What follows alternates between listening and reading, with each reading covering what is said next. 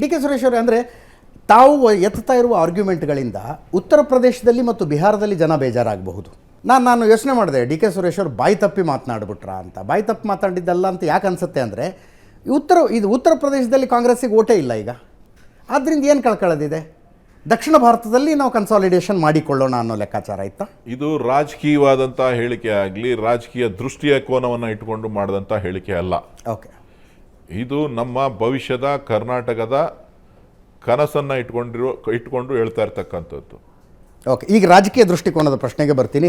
ಬೆಂಗಳೂರು ಗ್ರಾಮಾಂತರ ಬಿಟ್ಟು ಬೆಂಗಳೂರು ನಾರ್ತಿಗೆ ಬಂದು ಕಂಟೆಸ್ಟ್ ಮಾಡ್ತೀರಿ ಅಂತ ಭಾಳ ಸುದ್ದಿ ಇದೆ. ನೀವು ಸುದ್ದಿ ಮಾಡ್ತಾ ಇದ್ದೀರಿ, ಸುದ್ದಿ ಆಗ್ತಾ ಇದೆ. ಕರ್ನಾಟಕದಲ್ಲಿ ಎಷ್ಟು ಸ್ಥಾನ ಬರುತ್ತೆ ಕಾಂಗ್ರೆಸ್ ಈ ಸಲ? ಪಕ್ಷ 28 ಸ್ಥಾನಗಳನ್ನು ಗುರಿಯನ್ನು ಇಟ್ಕೊಂಡಿದೆ. 15ಕ್ಕೂ ಹೆಚ್ಚು ಸ್ಥಾನಗಳನ್ನು ಗೆಲ್ತೇವೆ. ಕೆಲವು ಸರ್ವೆಗಳು 3-4 ಅಂತಿದ್ದಾವೆ. ಮಾಧ್ಯಮಗಳಲ್ಲಿ ಮಾಡಿದ್ದು ಸರ್ವೇ ಸಾಮಾನ್ಯ. ಓಕೆ, ನಾನೇನಾರ ಹೇಳ್ತು ಅಂದ್ರೆ ನೀವು ಬೇಜಾರು ಮಾಡ್ಕೋತೀರಿ. ನಮ್ಮ ಸರ್ವೆ ಅಲ್ಲ ಸರ್. ಅಲ್ಲ, ನಾನೇ ಏನಾರ ಹೇಳಿದ್ರೆ ನೀವು ಬೇಜಾರು ಮಾಡ್ಕೋತೀರಿ. ನಿಮಗೆ ಬೇಜಾರು ಮಾಡಕ್ಕೆ ನನಗೆ ಇಷ್ಟ ಇಲ್ಲ. ಹೇಳ್ರಿ, ಅದರಲ್ಲಿ ನಿಮಗೆ ಬೇಜಾರು ಮಾಡಕ್ಕೆ ನನಗೆ ಇಷ್ಟ ಇಲ್ಲ. ರಾಷ್ಟ್ರ ಮಟ್ಟದಲ್ಲಿ, ನ್ಯಾಷನಲ್ ಲೆವೆಲ್ನಲ್ಲಿ ಏನಾಗ್ಬೋದು ಈ ಸಲ ಚುನಾವಣೆ? ಜನ ಈಗ ಒಂದು ಹಂತಕ್ಕೆ ಬರ್ತಾ ಇದ್ದಾರೆ. ಚುನಾವಣಾ ಮೂಡಿಗೆ ಈಗ ಬರುವಂಥ ಒಂದು ವ್ಯವಸ್ಥೆ ನಡೀತಾ ಇದೆ. ಬಹುಶಃ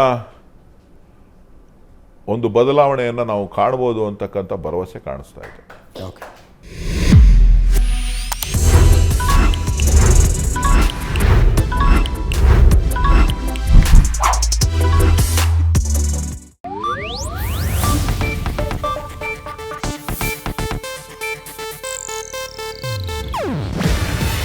ಇದು ಏಷ್ಯಾನೆಟ್ ನ್ಯೂಸ್ ನೆಟ್ವರ್ಕ್ ಪ್ರಸ್ತುತಿ. ನೀವು ನೋಡ್ತಿದ್ದೀರಾ ಏಷ್ಯಾನೆಟ್ ಸುವರ್ಣ ನ್ಯೂಸ್.